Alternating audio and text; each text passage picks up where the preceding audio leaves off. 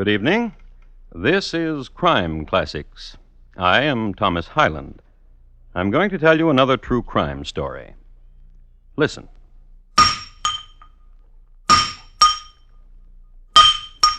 In the county of Suffolk, the willow grows green, and there was once a smithy. His name was Edmund Thrower. He was a powerful man who could make the anvil shudder and spring sparks into shadows cast by the willow. He made horseshoes. He mended scullery ware. He made hammers to drive nails, to mend shoes, to bludgeon people to death. And tonight, my report to you on the dread event surrounding Mr. Thrower's hammer.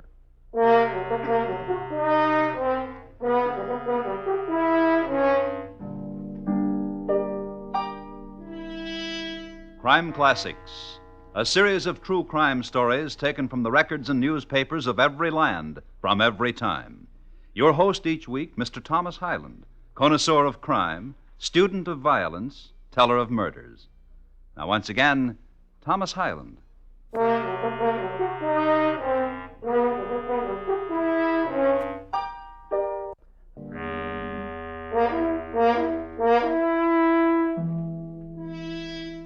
I should like to pose a conundrum.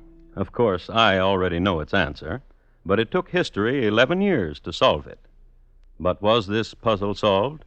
Well, perhaps. It has some interesting ingredients. A man hung for stealing a heifer, a gypsy, a chap who cut ling for a living, a young woman dead across a gooseberry bush, and the mending of a shoe on a wet day. Now, was ever a puzzle so tweaking? It happened in 1793, and there are two versions as to how it started. Version 1. Scene, Shotford Heath in Weybread, Suffolk, and a man is driving sheep to town. Oh, no. Enough of cud, beastie. On to town with us, come on. Oh! Oh! Rest your flock a while, shepherd. We've some ruby red wine. Aye, wine would be clever. Tilt the skin for him, gypsy. Give the shepherd a drink. Aye.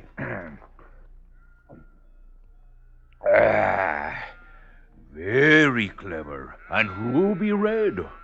To whom be I beholden? I be Gypsy Dick. I am John Head. Thank ye.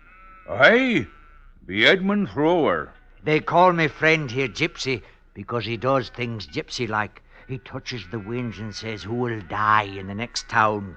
He looks at the hand of a man and tells whatever. Struth? Gypsy Dick will show you. Oh, I have no money. No silver from the palm of a shepherd. Give me your hand. Willow, willow, shining dim, hang down your little cattykin. Well? John Head, do you see what I see in the shepherd's palm? Look here. 10 pounds in golden coins for the future. Then it shall be. There, Shepherd Thrower. 10 pounds in your palm, like the gypsy said. Thank ye. Gypsy, Aye. what else do you see? Before you covered his palm with gold, I saw the shepherd waiting here while we went into yon house. For 10 pounds? That be all you want me to do? Aye, and give the alarm if you see anyone coming. You be thieves. Especially if you see a constable coming, give the alarm. And the 10 pound be mine? Indeed. Oh, I will scream my lungs out if anyone approaches. I could see it in your palm. Come, John Head. Aye. The lass there, leaning over the gooseberry bush. The hammer, John Head. Aye. Quietly. Aye.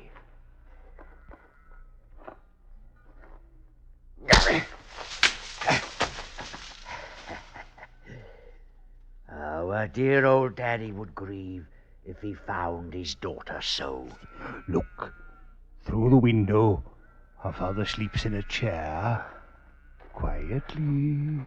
Quietly. Aye.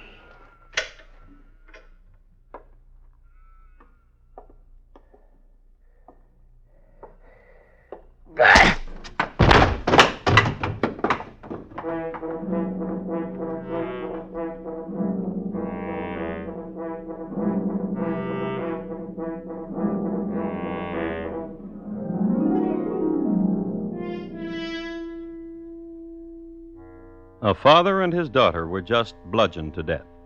Their names? Thomas and Elizabeth Carter. They owned a small house on the outskirts of the village of Cratfield in Suffolk, and they kept a small shop of tasties and oddments. In the evenings, they had often been seen walking in the garden, now stopping to sniff a rose, now pausing to pluck marigold, now lifting their cheeks to the setting sun. That they were murdered, there is no doubt. As to the manner in which they were murdered, you have just looked in on version 1. Now for version 2. Scene? A rainy day in the town of Swaffham. A ling cutter, that is, one devoted to hewing common heather, sits at his stall and mends his shoe. Oh, but it be wet outside. And foul. The ling likes the damp. It keeps its colour. And fine-looking ling it be, John Head. I'll fill your arms with it, Thrower, if you'll give me a moment to fix this shoe. A pox on this hammer. Listen, John Head. Fix the sole of your shoe, but do not sell me ling. I look for lodgings. For the night or for the while? Oh, ruddy hammer. Yeah, you be using broken hammer to mend shoe. 'Tis the only hammer I have. I will make you a trade, John Head. How? I have a hammer here in my kit. This hammer. Oh, 'tis a hammer indeed. A trade. The hammer for the lodging. A trade. And it be a special hammer. You know it? Special? Aye. With this same hammer, I beat in the head of one Mr. Carter. And his daughter, too. Oh, and that would make it a special hammer indeed. They were poke noses. What? Mr. Carter and his daughter, they poked their long noses into what did not concern them. Aye, and for that you hammered them, eh? For that, indeed. You will notice I am not with my wife. The Mr. Carter and his daughter spoke to my wife and told her to go off with someone else, and my wife did. 'Tis a real cruelty. Will you want the same room, Mr. Thrower?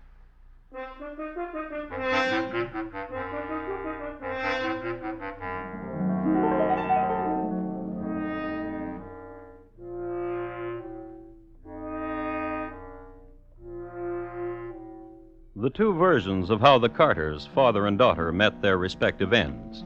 Version 1, Gypsy Dick and John Head did it. Version 2, Edmund Thrower did it. In any event, the Carters were discovered the next morning lifeless.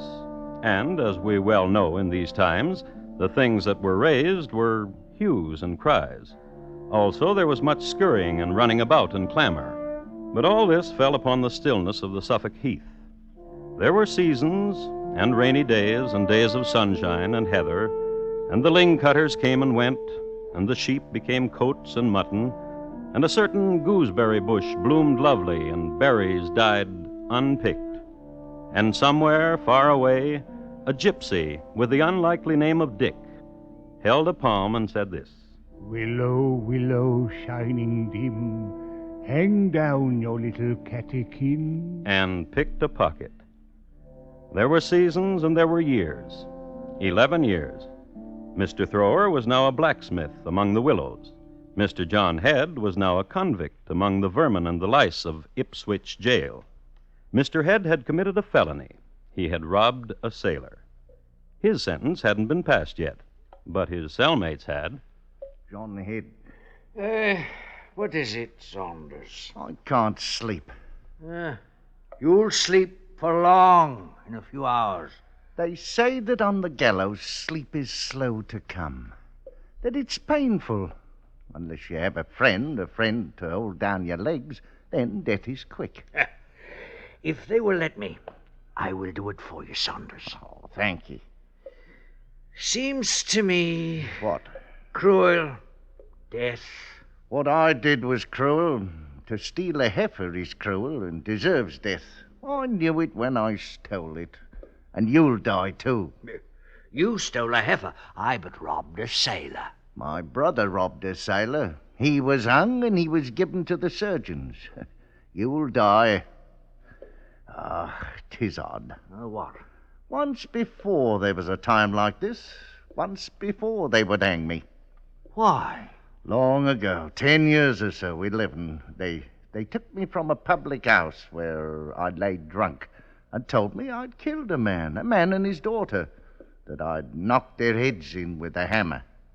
About 11 years ago? Aye, but then I was let free. They decided I didn't do it. And where was this? In Cratfield in Suffolk. I think And the name of the man? And the name of the daughter? Oh, I can't remember. Nor I. Carter! Carter. 'Twas the name. How did you know? Carter! Saunders, lad. What? If they will let me do it, I will hold down your legs and pull hard on them, and you will die quick. Thank you. And something else, Saunders, lad. The gibbet here at Ipswich will not get me for a long time yet. I don't die, not soon, Saunders, lad.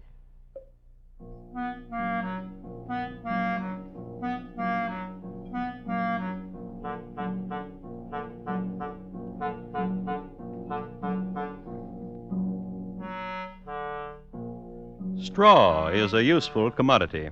Under various conditions, it is used for sleeping upon, for making bricks, for making hats, handbags, baskets, and in single units, it is excellent for breaking a camel's back. Straw is also used to clutch. It was this latter proclivity that John Head utilized. A straw, a chance to get out of there. So, this is what he did. Jailer! Jailer! He yelled. He banged on bars. Jailer! Jailer! He yelled some more. He got the jailer's attention. I know a murder that's being committed, and I'll tell you all about it. Their names were Thomas and Elizabeth Carter. And he was led to the warden. And they was father and daughter, Your Honor Warden. And their heads was bashed in. And John Head was then led to Mr. Oldershaw, a magistrate. It was 11 years ago, sir, in Cratfield in Suffolk. Why have you waited this long to say anything of it? I was just reminded of it. By whom? By a laddie whom you will hang this evening. His name is Saunders. I shared his cell. And his gibbet, too, if this be a story for cocks and bulls. Struth, I tell you, I know the murderer. The true murderer. Who is he? A man named Edmund Thrower. He himself told me of the killings. He even wished to give me the hammer with which he killed. I thought the story was a joke, but now I know it was not. And I remembered. Very well. Tell me about this Edmund Thrower and the murder of a father and a daughter. It was like this, your worship. It was a rainy day, and I had me a little shop. What kind of a shop? Ling. And I was sitting there mending a shoe with a broken hammer.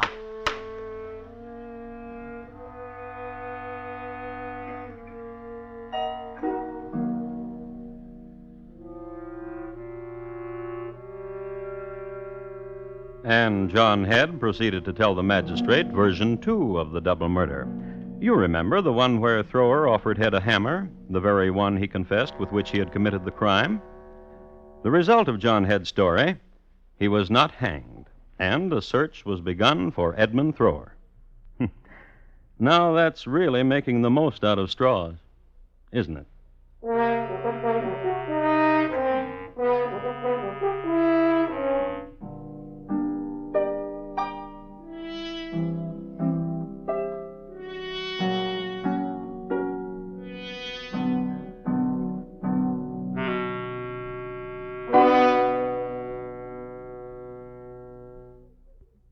are listening to Crime Classics and your host, Thomas Hyland. I guess we can all relax now. Since Arthur Godfrey told the nation he was going away for some surgery, the phone operators have been busy trying to answer the questions about when he'll be back. Things are normal now, though. It's August, and Arthur's back on his Monday through Friday daytime show and on the Talent Scouts Monday evenings. Most of these same CBS radio stations bring you Godfrey, so be listening for him next time round. And now, once again, Thomas Hyland in the second act of Crime Classics and his report to you on Mr. Thrower's Hammer.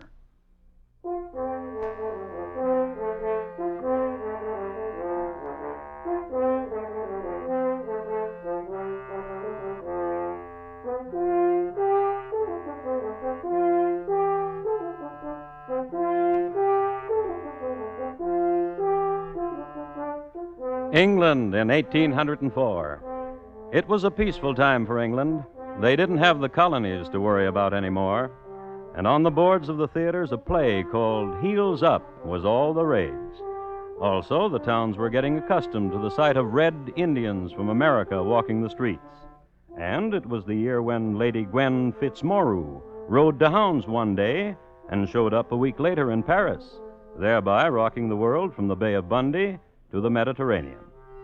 Two, it was during the reign of King George.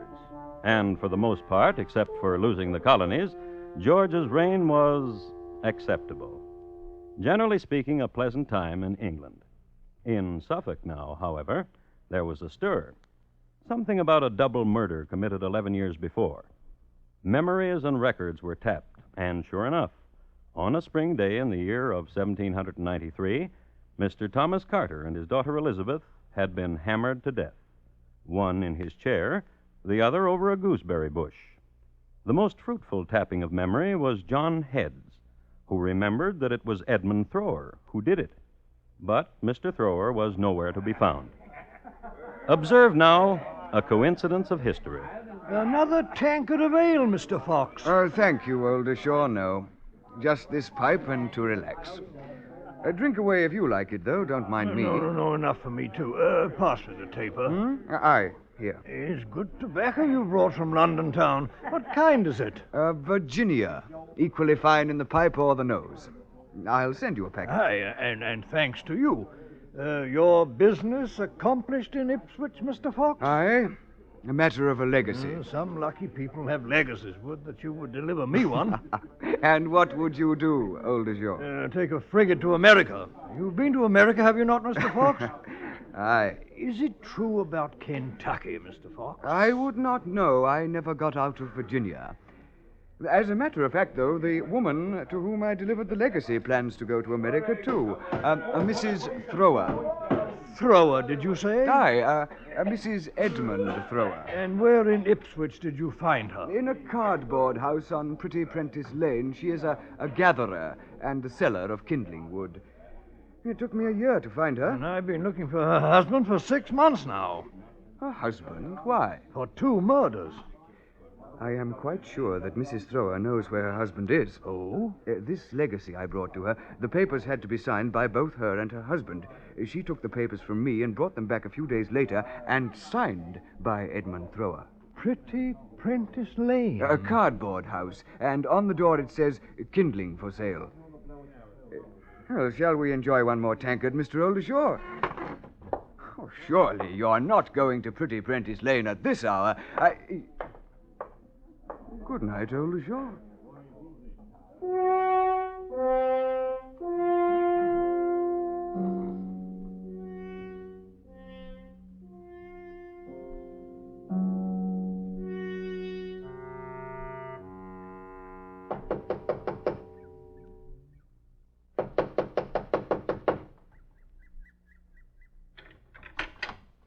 Hello, mister. I'm of the police. What you want? Are you Mrs. Edmund Thrower? I be. Where's your husband? What you want to know for? There's a crime I was told he did. Cool. A terrible crime. Of what manner? Murder. To whom? A Mr. Thomas Carter and... Elizabeth? That's right. Oh. What's the matter? Oh, such a sweet family. The man and his daughter. Ah, well, I remember them. And Edmund it was who killed him? With a hammer, 'tis said. Ah, a brutal way. For such gentle people, that is. You knew them well? Oft Elizabeth would fill me apron with gooseberries. And oft she'd tell me of my husband. Oh? What a terrible man he was. How I should leave him. Why? He was a tweaker and a scoundrel. With other women, you mean? Aye. With Elizabeth? Under her own dad's nose. Did you believe her? I saw with me own eyes. Mr. Carter and myself, we hid and we watched. And one day Edmund drove his sheep by and stopped into the house of the Carters. Oh, he was a tweaker. I left him. Did he try to find you to bring you back? He told all of Suffolk how he wanted me back, how he missed me, and me tripe pudding, and the sweetness I was. And he found me, but I likes me freedom. I said... What? Edmund, tweaker, I likes me freedom. And it's plain to see you know what to do with yours, so let's keep it that way. Mister, you know what he did? What? He blew into his fist and slammed it down onto the table and swore he'd get even. Where can I find him? He's a smithy now, you know. No, I did not. Over in Carbrook. There's a line of willows. You'll find Edmund there, smithying. You know what? He didn't tell me nothing about putting the hammer to them nice people.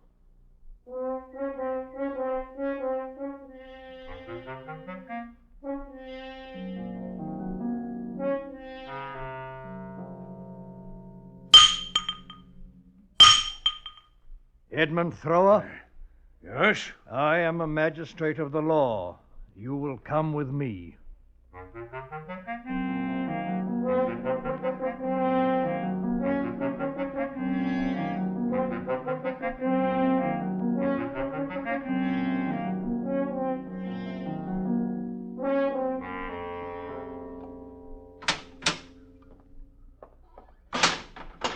Thrower? Yes, Your Honor, Magistrate. How do you fare in your cell?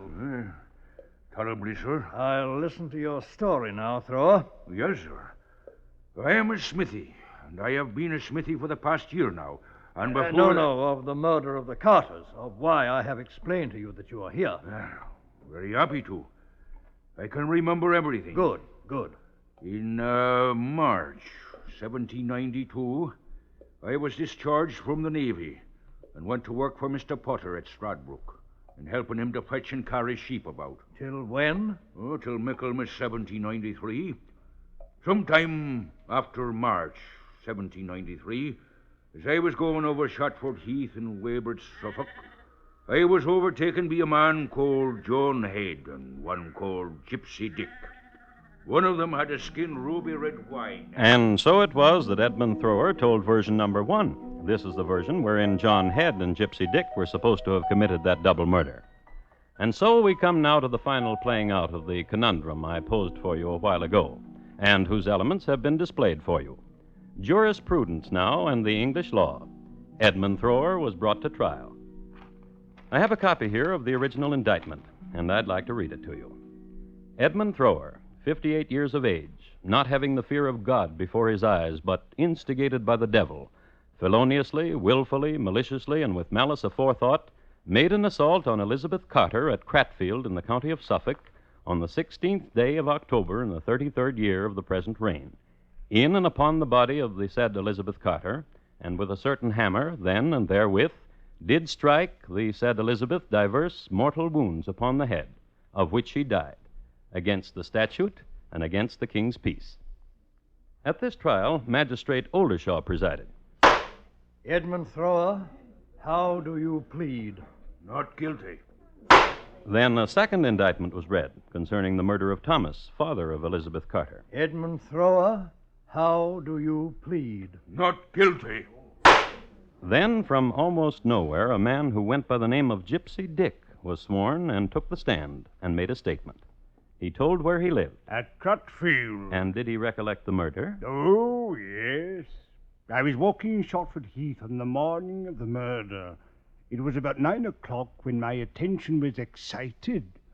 I heard a sharp woman's shriek, and I said to myself, I have heard a woman shriek, and it was enough to stun anybody. And more. I saw a man running, or walking quick, when I got to the 4 crossways from Cotter's house, and I made a kind of halt when he was before me. He went over a stile on the left hand of Crutfield Green, and it was a very bright morning, and I could see the man well. And it was that man sitting over there who is called Edmund Thrower. So the case was given to the jury, who deliberated 35 minutes. Guilty. And sentence was passed. Edmund Thrower, you have been tried and convicted by an impartial jury of your country of a most foul and cruel murder. A murder on an inoffensive poor girl who gave you no provocation, and of her aged father, too, in the moments of quietude. The motives which led to that murder are best known to God and your own conscience. Therefore, it behooves you to make your peace with him, before whose awful tribunal you must appear. You will be removed from hence to the place from whence you came, and from thence to a place of execution on Monday next, where you will be hanged by the neck until you are dead, and your body afterwards will be delivered to the surgeons, and the Lord Almighty receive your soul.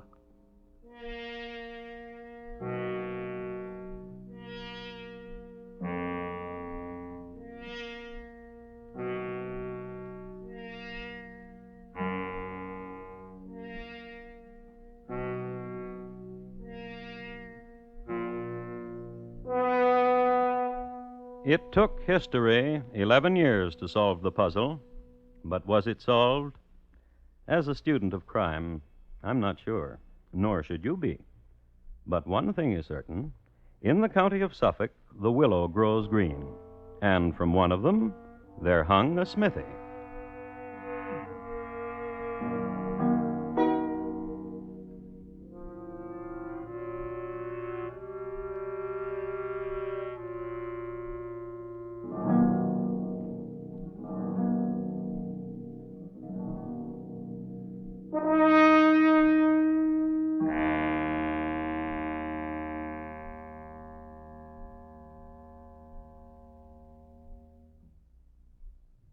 In just a moment, Thomas Hyland will tell you about next week's Crime Classic.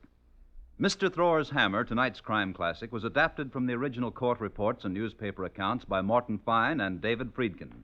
The music was composed and conducted by Bernard Herrmann, and the program is produced and directed by Elliott Lewis. Thomas Hyland is portrayed on radio by Lou Merrill. In tonight's story, William Johnstone was heard as Mr. Thrower. Featured in the cast were Eric Snowden, Jay Novello, Joseph Kearns, Paula Winslow, Tudor Owen, and Alastair Duncan. Bob Lamont speaking. And here again is Thomas Hyland. Next week, a certain house in the Heidelberg Township in Pennsylvania. Since 1795, the tenants of that house have been unable to remove the blood from the floorboards. My report to you will be on the Axe and the Drute family, how they fared. Thank you. Good night. In the wide open spaces east of Hollywood, some people forget that there's a university where men actually study in Hollywood. Later this evening on CBS Radio, you'll meet screen star Joseph Cotton as one of them, a professor who meets an intriguing young woman on a bus and begins to learn from her. It's a charming tale entitled Romance to a Degree, so be listening for it when, on most of these same stations later this evening, the Lux Summer Theater stars Joseph Cotton. Stay tuned now for Arthur Godfrey's Talent Scouts, which follows immediately over most of these same stations.